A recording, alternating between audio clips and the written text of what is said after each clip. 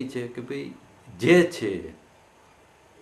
છે એ વર્તમાન છે અને જે આપણે માગીએ છીએ એ ભવિષ્ય છે. તો જે વર્તમાન છે એમાં આપણું જીવન, આપણું હૃદય, આપણી દ્રષ્ટિ, આપણું મન એ વર્તમાન છે. અને આપણે જે માગીએ છીએ એ બધી જે બાબતો છે એ ભવિષ્ય છે.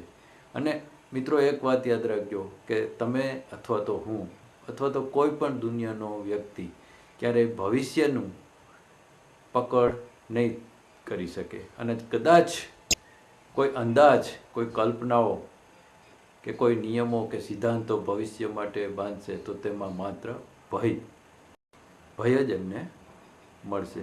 તો આપણે આમાં એટલું શીખ્યા કે ભાઈ આપણે સુરક્ષા માટે વિચાર અને વિચારણા અને એની પાછળની દોટ અને પ્રયત્ન